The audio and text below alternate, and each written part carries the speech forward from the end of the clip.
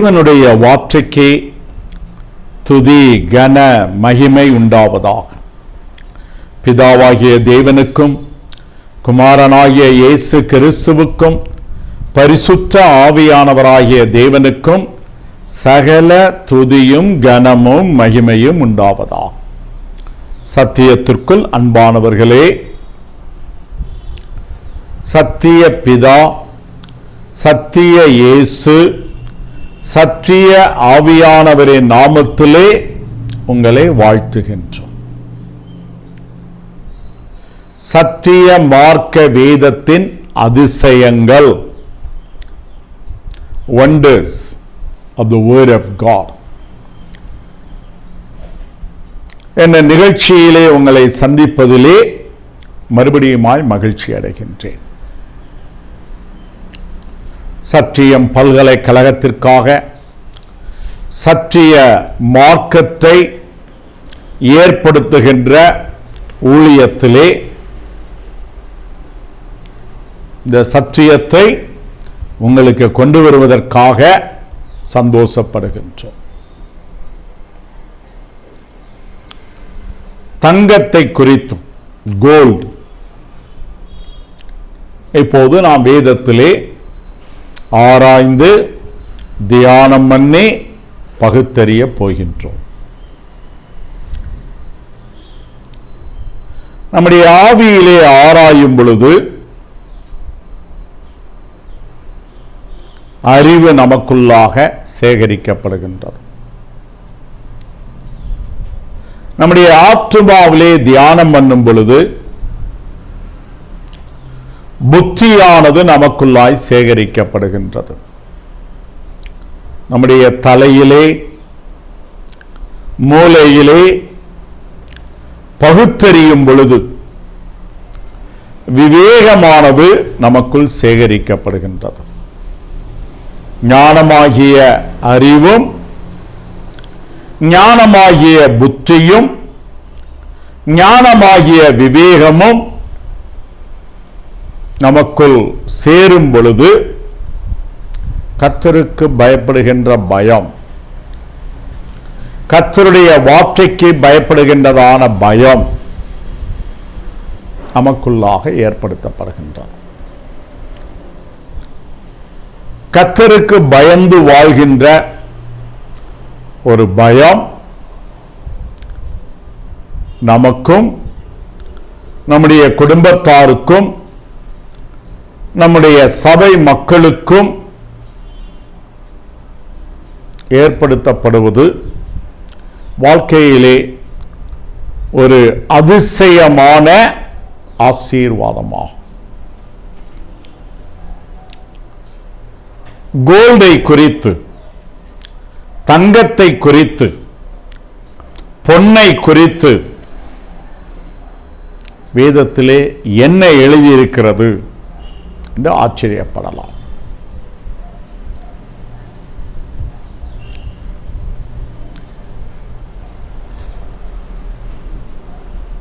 பரலோகத்திலே ஆரம்பிக்கப்பட்டு பழைய ஏற்பாடு வழியாக கடந்து சென்று புதிய ஏற்பாட்டின் மூலமாக நடந்து தங்கமானது பொன்னானது வெளிப்படுத்தின விசேஷத்திலே முடிவடைகின்றது. 21 விதமான அதிசயங்கள் தங்கத்தை குறித்து, பொன்னை குறித்து சத்திய மார்க்க வேதத்திலே மறைந்திருக்கிறது. இன்றைக்கு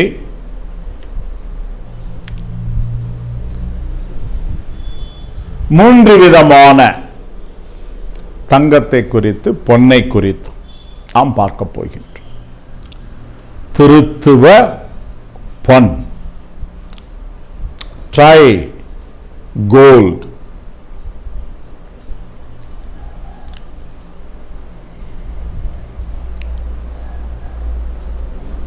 நம்முடைய பிதாவாகிய தேவன் தாமே தங்கத்திற்கு பொன்னிற்கு ஒப்பிடப்பட்டிருக்கிறார். யோபின் புத்தகம் 22வது அதிகாரத்திலே 25வது வசனத்திலே நம்முடைய பரலோக தேவன்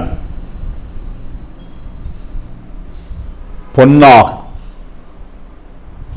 சொக்க தங்கமாக அழைக்கப்படுகின்றார்.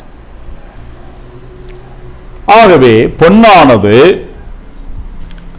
பரலோகத்திலே ஆரம்பிக்கின்றது. அது மாத்திரமல்ல, அங்கிருக்கிறதான தேவ தூதர்களுடைய உடம்பானது 9 விதமான கற்களினாலும் பொன்னினாலும் உருவாக்கப்பட்டதாக, சிருஷ்டிக்கப்பட்டதாக எசேக்கியேல் 28வது அதிகாரம் 13வது வசனம் சொல்லுகிறது. தேவனும் தெய்வீக தூதர்களும் அதிசயமான விதத்திலே தங்கத்தோடு பொன்னோடு கூட இணைக்கப்பட்டிருக்கிறார்கள். அடுத்தபடியாக நாம் பூமிக்கு வருவோம் என்றால், பழைய ஏற்பாட்டிலே பொன்னை குறித்து, தங்கத்தை குறித்த ஏராளமான அதிசயங்கள் ஒளிந்திருக்கின்றன.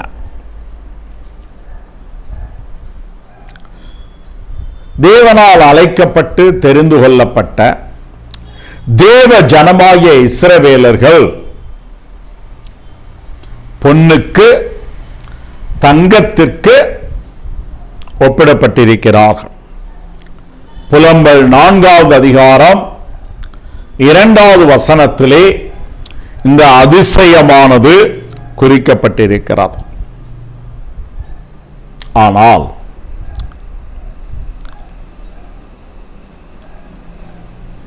உபாகமத்திலே, யாத்ராகமத்திலே பிரமாணங்களை, கட்டளைகளை பார்க்கும் பொழுது பொன்னினால் உண்டான சுரூபங்களை உண்டாக்கக்கூடாது, வணங்கக்கூடாது என்பதை யாத்ராகமம் 20வது அதிகாரம் 23வது வசனம் எச்சரிக்கிறார். ஆனால் இஸ்ரவேலர்கள் என்ன செய்தார்கள்? இந்த பிரமாணங்களை மறந்துவிட்டு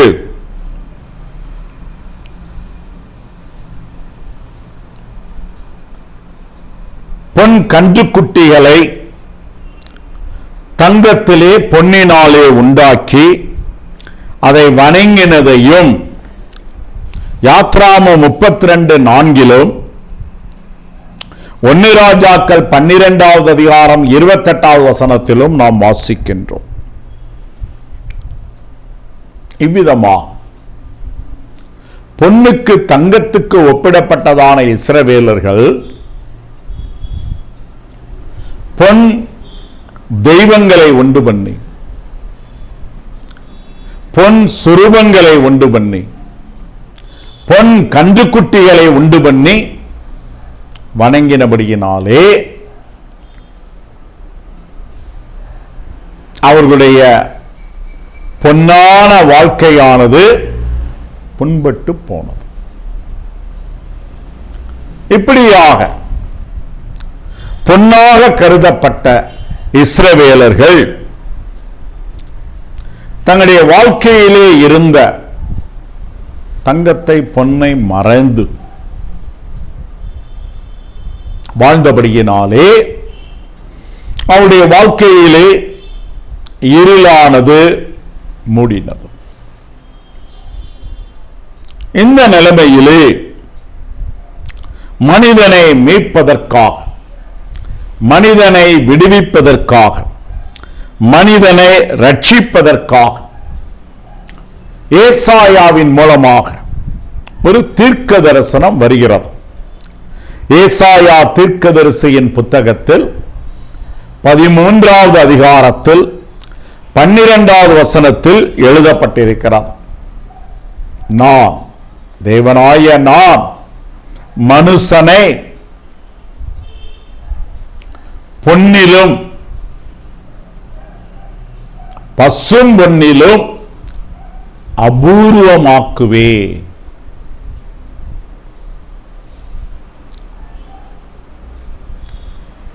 பொன்னிலும் பசும் பொன்னிலும் மனிதனை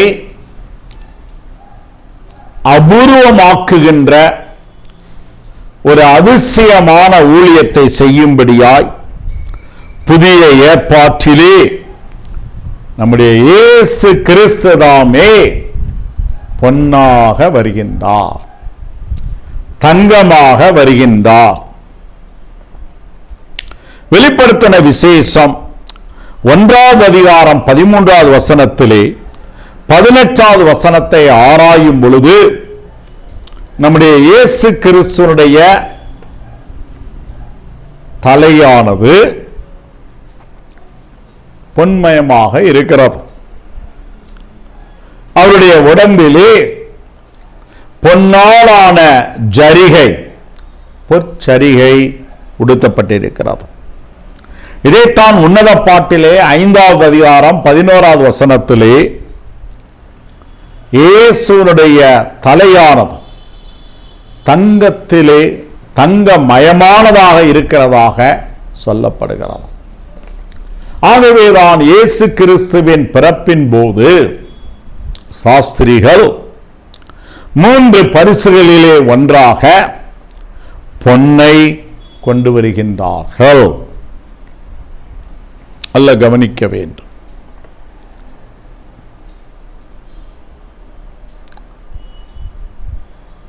இயேசு கிறிஸ்து பொன்னோடு கூட இணைக்கப்பட்டிருக்கிறார், தங்கத்தோடு கூட இணைக்கப்பட்டிருக்கிறார். ஆகவேதான் 1 பேதுரு 1வது அதிகாரம் 18-19வது வசனங்களிலே அழிந்து போகிறதான பொன்னினாலே வஸ்துக்களினாலே நீங்கள் மீட்கப்படாமல் குற்றமற்ற மாசற்ற ஆட்டுக்குட்டியினாலே நீங்கள் மீட்கப்பட்டிருக்கிறீர்கள் என்று எழுதப்பட்டிருக்கிறது. பொன்னான இயேசு, தங்கமான இயேசு கல்வாரியிலே மரித்ததான பொழுது நமக்காக ஜீவ ரத்தத்தை சிந்தினார். நம்முடைய சரீரத்தின் பாவங்கள் மன்னிக்கப்படுகின்றன. கல்வாரியிலே ஜீவ தண்ணீரை கொடுத்தார். நம்முடைய ஆத்துமாவின் அக்கிரமங்கள் மன்னிக்கப்படுகிறது. கல்வாரியிலே நமக்காக ஜீவ ஆவியை கொடுத்தார். நம்முடைய ஆவியினுடைய மீறுதல்கள் மன்னிக்கப்படுகிறது. இவ்விதமாக பொன்னாகிய இயேசு நம்மை மீட்கின்றார், விடுவிக்கின்றார், ரட்சிக்கின்றார். இதற்கு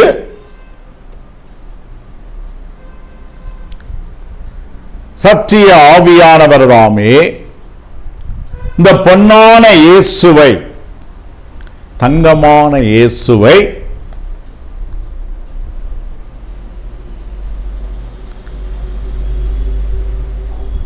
சபைக்கு தலையாக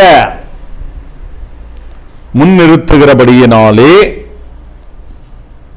சபையானது பொன்னோடு கூட இணைக்கப்பட்டிருக்கிறது. வெளிப்படுத்தின விசேஷம் 1வது அதிகாரம் 20வது வசனத்திலே சபையானது பொன்னோடு கூட தங்கத்தோடு கூட இணைக்கப்பட்டிருக்கிறது. பொன் குத்து விளக்கு. எபேசியர் 5வது அதிகாரத்திலே சபைக்கு தலையாக இயேசு இருக்கின்றார். உன்னத பாட்டிலே நாம் பார்த்ததான 5:11 வெளிப்படுத்தல் 1 நாம் பார்த்ததான 13:18 இயேசுவினுடைய தலை தங்கமயமாக இருக்கிறது. அப்படியானால் சபையை பொன் கொத்து விளக்காக வேதம் சொல்லும் பொழுது நாம் அவருடைய சரீரமாக இருக்கிறோம்.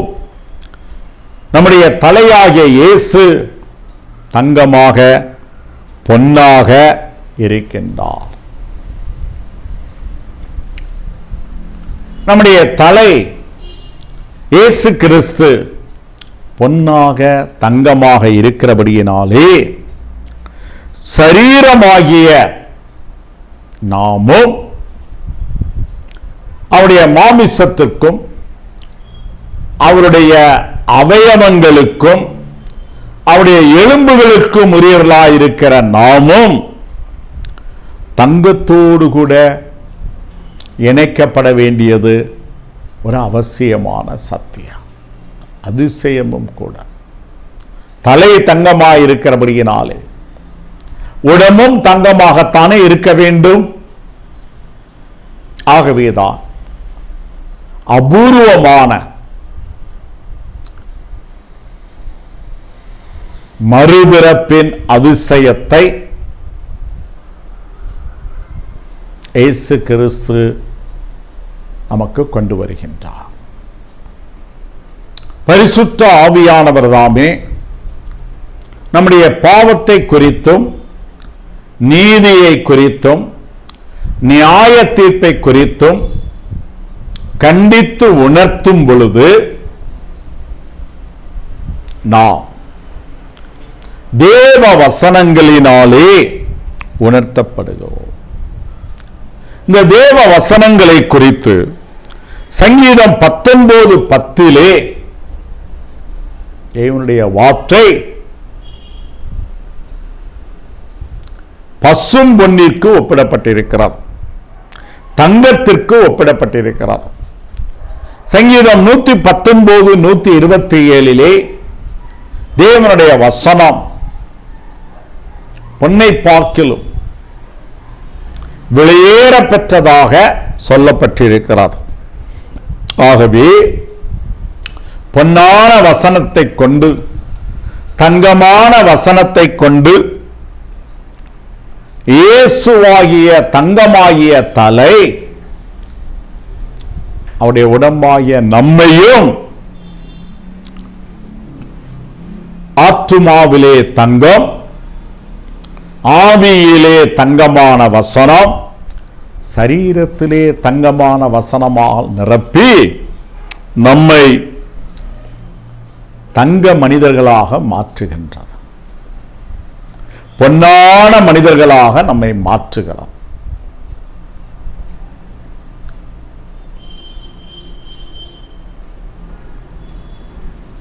தங்கமாகிய நம்முடைய வாழ்க்கையிலே சோதனைகள் வருவது அவசியம். ஏன்? கர்த்தர் யாரை நேசிக்கிறாரோ அவர்களை சிட்சிக்கிறார். ஆகவேதான் யோபின் புத்தகத்திலே 23வது அதிகாரத்திலே 10வது வசனத்திலே அவர் என்னை பொன்னை போல புடமிட்டாலும் நான் பொன்னாக விளங்குவேன் என்று எழுதியிருக்கிறார். பொன்னாகிய நாம் வசனத்தின் நிமித்தம், சத்தியத்தின் நிமித்தம், தேவ சித்தத்தின் நிமித்தம் புடமிடப்பட வேண்டியதாயிருக்கிறது, சோதிக்கப்பட வேண்டியதாயிருக்கிறது. அப்படிப்பட்ட சூழ்நிலையிலே நாம் நம்முடைய விசுவாசத்தினாலே ஜெயம் எடுக்க வேண்டிய ஒரு அவசியமாக இருக்கிறது. ஆகவேதான் 1 பேதுரு 1வது அதிகாரம் 7வது வசனத்திலே நம்முடைய விசுவாசமானது பொன்னிற்கு தங்கத்திற்கு ஒப்பிடப்பட்டிருக்கிறது. யாக்கோபு 1:12 என்ன சொல்கிறது? சோதனையை சகிக்கின்ற மனுஷன் பாக்கியவான், அவன் உத்தமன் என்று விளங்கின பின்பு நாம் புடமிட புழும்போது இன்னும் பொன்னாக விளங்குவேன் என்பது இதுதான் உத்தமம். உத்தமன் என்று விளங்கின பின்பு வாக்குத்தத்தம் பண்ணப்பட்ட ஜீவ கிரீடத்தை நித்தியத்திலே தேவன் நமக்கு தருகின்றார்.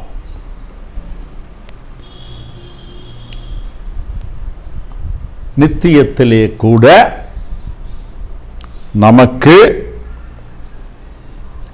பொன்னானது இணைக்கப்படுகிறது. எப்படி?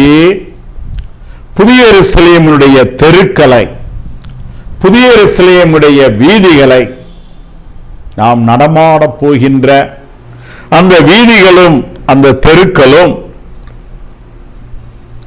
பொன் வீதிகளாக, தங்க தெருக்களாக இருப்பதாக வெளிப்படுத்தின விசேஷம் 21வது அதிகாரம் 21வது வசனம் குறிப்பிடுகிறது. அன்பானவர்களே, நீங்கள் பொன்னாயிருக்கிறீர்களா? உங்களை பொன்னிலும் பசும் பொன்னிலும் அபூர்வமாக்குகிற பிதாவின் சித்தத்தை அறிந்திருக்கிறீர்களா? ஒப்புக் கொடுத்திருக்கிறீர்களா? உங்களை பொன்னிலும் பசும் பொன்னிலும் அபூர்வமாக்குகிற இயேசுவுடைய கிரியைகளை, கல்வாரி மரணம், அடக்கம் பண்ணப்படுதல், உயிர்த்தெழுதலின் மூலமாக உங்களை அபூர்வமாக்குகிற அதிசயமான வேலையை இயேசு கிறிஸ்து உங்களுக்காக செய்து முடித்திருக்கிறார் என்பதை அறிந்திருக்கிறீர்களா? அனுபவிக்கிறீர்களா?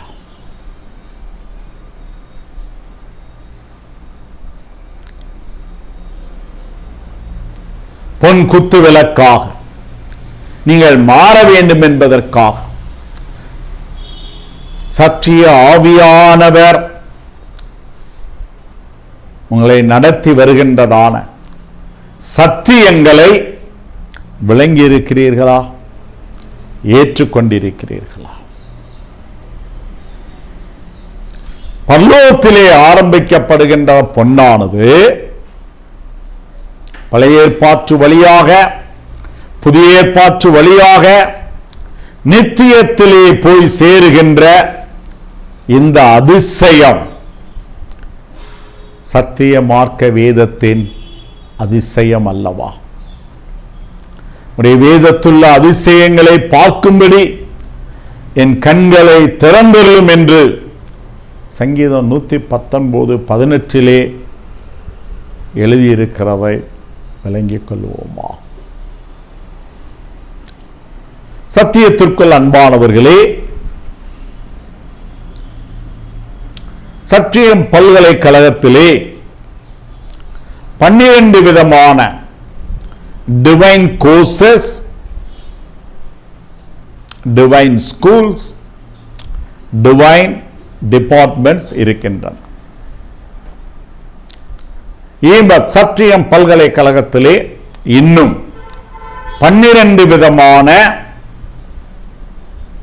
அகடமிக்கல் கோர்சஸ் இருக்கின்றன. ஒவ்வொரு முறையும் ஒவ்வொரு கோர்ஸாக நாம் அறிந்து கொள்ளப் போகின்றோம். எதற்காக? இந்த நிகழ்ச்சியை உலகம் எங்கிலும் பலர் பார்க்கின்றீர்கள், கவனிக்கின்றீர்கள். இன்னும் உங்களை கூடுதலான சத்தியத்திலே நடத்துவதற்காக இந்த ஆராய்ச்சி படிப்புகளிலே இதை பார்க்கின்ற ஒவ்வொருவரும் இணைய வேண்டும் என்பதை நாங்கள் எதிர்பார்க்கின்றோம். சும்மா அந்த நிகழ்ச்சியை பார்த்துவிட்டு நீங்கள் கடந்து போவது எங்களுடைய விருப்பமும் நோக்கமும் அல்ல. தொடர்ந்து ஆன்லைன் மூலமாக நாங்கள் நடத்தி வருகின்றதான இந்த ஆராய்ச்சி படிப்புகளிலே நீங்கள் சேர வேண்டும், இணைய வேண்டும். இவ்விதமாக வேதத்திலே மறைந்திருக்கிற ரகசியங்களையும் மறைபொருள்களையும் பொக்கிஷங்களையும் இந்த அதிசயங்களையும் நீங்கள் பெற்றுக்கொள்ள வேண்டும் என்று உங்களுக்காக ஜெபித்து வருகிறோம். இந்த நாளிலே நான் அறிமுகப்படுத்த வேண்டிய ஒரு மிக முக்கியமான ஆராய்ச்சி படிப்பு, ஸ்கூல் ஆஃப் ஹீலிங். குணம், சுகம், ஆரோக்கியத்தை குறித்து நாங்கள் நடத்தி வருகின்றதான ஆராய்ச்சி படிப்புகள். Department of health, the ministry of health. பொதுவாக எல்லாருமே பைபிளை வைத்துக்கொண்டு பிடிஹெச், எம்டிஹெச், பிடி, எம்டி போன்ற கோரியங்கள் நடத்தும் பொழுது நாங்கள் பைபிளை மையமாக வைத்து ஹீலிங்ஸ், குணம், ஆத்துமாவிலே குணப்படுவது எப்படி, ஆவியிலே சுகமாக்கப்படுவது எப்படி, சரீரத்திலே ஆரோக்கியமாக்கப்படுவது எப்படி என்ற ஆராய்ச்சி படிப்பை நடத்தி வருகின்றோம். தமிழிலே, ஆங்கிலத்திலே, ஹிந்தியிலே நீங்கள் தாராளமாக இருக்கிற இடங்களிலே இருந்து படித்துக் கொள்ளலாம். உங்களுக்கு ஆடியோவை, வீடியோவை நாங்கள் அனுப்பி கொடுப்போம், நோட்ஸுகளை அனுப்பி கொடுப்போம். உங்களுக்கு வசதியான நேரத்தை, இரவிலே, அதிகாலையிலே, ஓய்வு நாட்களிலே நீங்கள் இதை படிக்கலாம். அதை நீங்கள் படிக்கும் பொழுது உங்களுக்கு உண்டாகிறதான சந்தேகங்கள், கேள்விகளை நீங்கள் கேட்கலாம். ஆன்லைன் மூலமாகவே, வாட்ஸ்அப், இமெயில் மூலமாகவே உங்களுக்கு நாங்கள் பதில்களை கொடுப்போம். இது எவ்வளவு காலகட்டமாகும் கவனியுங்கள். சர்டிபிகேட் கோர்ஸ் 1 வருடமா, 12 மாதங்களா?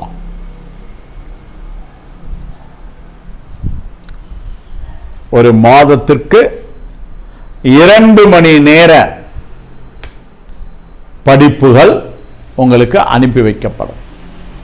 2 மணி நேரத்திற்குரிய படிப்புகள் அனுப்பி வைக்கப்படும். ஆகவே 12 மாதங்களுக்கு 24 மணி நேரங்கள் நீங்கள் செலவு பண்ணினால் இந்த ஸ்கூல் ஆஃப் ஹீலிங் தெய்வீக குணத்தை குறித்து, தெய்வீக சுகத்தை குறித்து, தெய்வீக ஆரோக்கியத்தை குறித்து ஒரு அருமையான 1 இயர் சர்டிபிகேட் கோர்ஸை நீங்கள் முடிக்க முடியும். ஏமட் யூனிவர்சிட்டியிலிருந்து உங்களுக்கு அந்த சர்டிபிகேட் சான்றிதழானது அனுப்பி வைக்கப்படும். தொடர்ந்து நீங்கள் ஹீலிங்கை பற்றி அறிந்து கொள்ள விரும்பினால் 2வது வருடம் நீங்கள் டிப்ளமோ கோர்ஸ் எங்களோடு கூட பண்ணலாம். தொடர்ந்து நீங்கள் வேதாகமத்திலே தெய்வீக குணம், சுகம், ஆரோக்கியத்தை குறித்து அறிந்து கொள்ள விரும்பினால்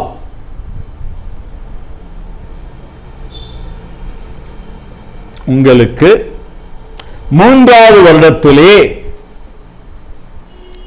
பட்டப்படிப்பும் டிகிரி கோர்ஸையும் நீங்கள் படிக்க முடியும். 1 வருடம் படித்தால் சர்டிபிகேட், 2வது வருடம் தொடர்ந்து படித்தால் டிப்ளமோ, 3வது வருடம் தொடர்ந்து படித்தால் டிகிரியானது உங்களுக்கு வழங்கப்படும். மிகவும் சிறிய கட்டணத்தை நீங்கள் எங்களுக்கு அனுப்பி கொடுத்து இந்த அருமையான அதிசயமான கோர்ஸிலே சேர்ந்து நீங்கள் படிக்க வேண்டும். இந்த கோர்ஸில் அப்படி என்னதான் நீங்கள் சொல்லிக் கொடுக்கிறீர்கள்?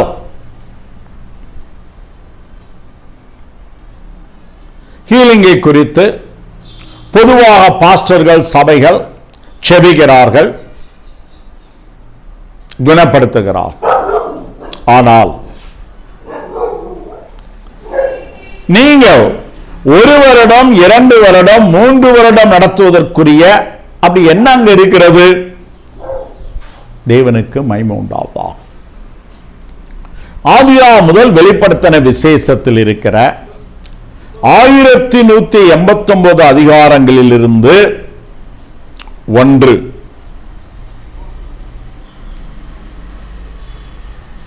வியாதிகள், சுகவீனங்கள், நோய்களை குறித்த எல்லா வசனங்களும் உங்களுக்கு சொல்லிக் கொடுக்கப்படும். இரண்டாவதாக அந்த நோய்கள், வியாதிகள், சுகவீனங்களை குறித்த சிம்டம்ஸ், அடையாளங்கள் சொல்லிக் கொடுக்கப்படும். மூன்றாவதாக அந்த வியாதிகளுக்கான God given reason, டாக்டர்கள் என்ன சொல்லுகிறார், ஆஸ்பத்திரிகள் என்ன சொல்லுகிறார்கள் என்பது இரண்டாவது காரியம். நம்முடைய உடம்பை சிருஷ்டித்தவர் தெய்வம். சிருஷ்டித்த அவருக்குத்தான் நம்முடைய உடம்பை பற்றி சகல நுணுக்கங்களும் தெரியும். அதிலே வியாதி வருவதற்கான காரணங்களையும் முழுமையாக அறிந்தவர் நம்முடைய தேவன்தான். இதை தம்முடைய வார்த்தையிலே எழுதி வைத்திருக்கிறார். ஆகவே வியாதிக்கான காரணங்களையும் தேவன் கொடுக்கிற காரணங்களையும் இந்த கோர்ஸிலே நீங்கள் அறிந்து கொள்ள முடியும். அடுத்தபடியா God given solutions, இந்த வியாதிகளை குணப்படுத்துவதற்குரிய, குணமாக்கக்கூடிய வழிமுறைகளையும் ஜெபங்களையும் உங்களுக்கு நாங்கள் சொல்லிக் கொடுப்போம். வியாதிகள், அதற்குரிய காரணங்கள், அதை குணமாக்குகிற வழிமுறைகளை வேதத்திலிருந்து சொல்லிக் கொடுப்போம். மிக முக்கியமாக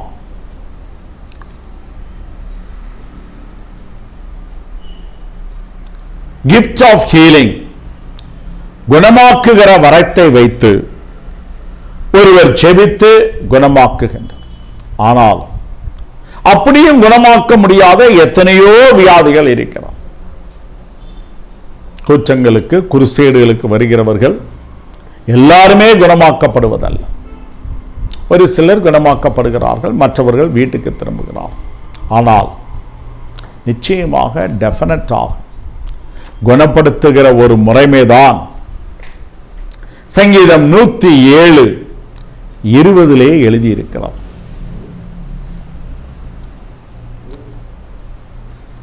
நான் வசனத்தை அனுப்பி,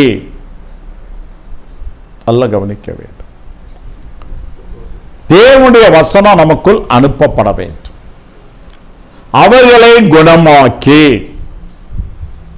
தேவனுடைய வசனத்தினாலே குணப்படுத்துகிற ஒரு அபூர்வமான, அதிசயமான முறையானது வேதத்திலே இருக்கிறார். அவர்களை அழிவுக்கு தப்புவிப்பேன். மருத்துவ முறைகளிலே, ஆஸ்பத்திரிகளிலே டாக்டர் ஒருவேளை வியாதிகளை குணமாக்கலாம், ஆனால் அழிவுக்கு, மரணத்திற்கு தப்புவிக்க முடியாது. ஆனால் தேவனுடைய வார்த்தை அனுப்பப்பட்டு குணமாக்கப்படுவது மாத்திரமல்ல, மரணத்திற்கு, அழிவுக்கு தப்புவிக்கப்பட முடியும். குறிப்பாக இந்த காலகட்டங்களிலே கொரோனா, கோவிட் எல்லாரையும் பாதித்துக் கொண்டிருக்கும் பொழுது, லட்சக்கணக்கான மக்கள் மரித்துக் கொண்டிருக்கும் பொழுது, பைபிள்ல சத்தியத்தில் வியாதியை குறித்து, நோயை குறித்து, சுகவீனங்களை குறித்து என்ன சொல்லுகிறது என்பதை இந்த கோர்ஸ்கள் மூலமாக தெளிவாக, திட்டமாக நீங்கள் அறிந்து கொள்ள முடியும். அல்ல கவனிக்கவே.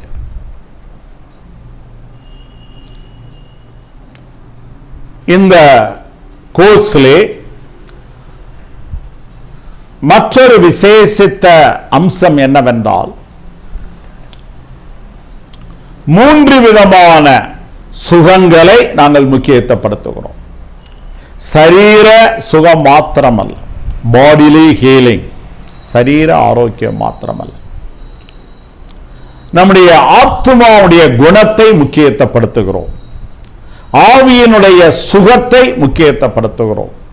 So total healing, bodily healing, சரீர ஆரோக்கியம் மாத்திரமல்ல, அதைத்தான்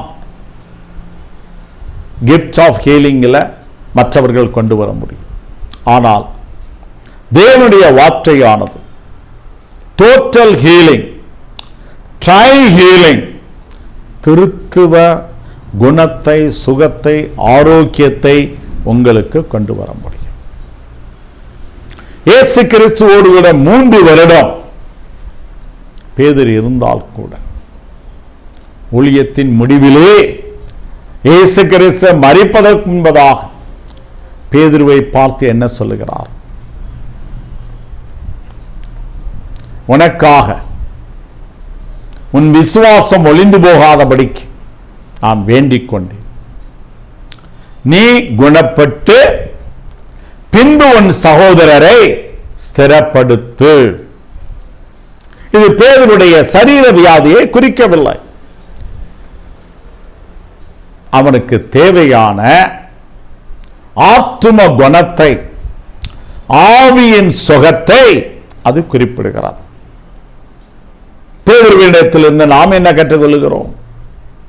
நாமும் குணப்பற்றால் மாத்திரமே, ஆத்துமாவிலும் ஆவியிலும் குணப்பற்றால் மாத்திரமே மற்றவர்களை, நம்முடைய குடும்பத்தாரை நாம் ஸ்திரப்படுத்த முடியும். வசனத்தில், விசுவாசத்தில், தேவ சித்தத்தில், அன்புல ஸ்திரப்படுத்த முடியும். நம்முடைய உற்றார் உறவினர்களை சத்தியத்திலே ஸ்திரப்படுத்த முடியும். நம்முடைய சபை மக்களை சத்தியத்திலே ஸ்திரப்படுத்த முடியும். உலகத்தின் எந்த மூலையிலே நீங்கள் இருந்தாலும் ஆன்லைன் மூலமாக இதை நீங்கள் படிக்கலாம். நல்ல கவனிக்க வேண்டும். இந்த கோர்ஸிலே படிக்க விரும்புகிறவர்கள், நீங்கள் எல்லாரும் படிக்க வேண்டும் என்று நான் எதிர்பார்க்கிறேன். தமிழிலோ, ஆங்கிலத்திலோ, ஹிந்தியிலோ படிக்க விரும்புகிறவர்கள் உடனடியாக எங்களை தொடர்பு கொள்ளுங்கள். எப்படிங்க தொடர்பு கொள்கிறது? ரொம்ப சிம்பிள். வாட்ஸ்அப் மூலமாக, கீழே வாட்ஸ்அப் நம்பர் கொடுத்திருக்கிறது. வாட்ஸ்அப் மூலமாக 888-436-1000, இந்தியாவுடைய கண்ட்ரி கோட் +91 888-436-1000. ஒரு சின்ன ஒரு லைன்ல உங்களுடைய பேரு, எந்த ஊரு, எந்த நாடு, எஸ் நான் இதை படிக்க விரும்புகிறேன். ஒரு மெசேஜ் அனுப்பினாலும் பரவாயில்ல, எஸ்எம்எஸ், அல்லது நீங்க ஆடியோவில் 1 நிமிஷம் தமிழ்லையோ இங்கிலீஷ்லையோ ஹிந்தியிலே பேசி, ஆமாம் இந்த கோர்ஸை நான் படிக்க விரும்புகிறேன், அது சம்பந்தப்பட்ட முழு விவரங்களை எனக்கு அனுப்பி கொடுங்க என்று சொல்லுவீர்கள் என்றால், அந்த கோர்ஸுடைய டீட்டெயில்ஸ், அந்த கட்டணம், அதெல்லாம் நான் உங்களுக்கு அனுப்பிச்சு கொடுப்பேன். அப்போ நீங்கள் இருக்கிற இடத்துல இருந்து கொண்டு ஒரு 1 இயர் கோர்ஸ் நீங்கள் ஆரம்பிக்கலாம். 12 மாதங்கள், மாதத்துக்கு 2 அல்லது 3 மணி நேரங்கள் ஆடியோ வீடியோ, பிரிண்டட் நோட்ஸ் உங்களுக்கு அனுப்பிக்கும். இப்படிப்பட்டதான உங்களுடைய வேலைகள் பாதிக்காதவர்கள், உங்களுடைய படிப்புகள் பாதிக்காதவர்கள், உங்களுடைய குடும்ப காரியங்கள் பாதிக்காதவர்கள், இருந்த இடத்திலே இருந்து கொண்டு ஸ்கூல் ஆஃப் ஹீலிங் என்ற அருமையான இந்த ஆராய்ச்சி படிப்பிலே நீங்கள் ஜெபத்தோடு கூட இணைய வேண்டும். தேவன் தாமே உங்களை ஆசீர்வதிப்பாராக. ஆமென்.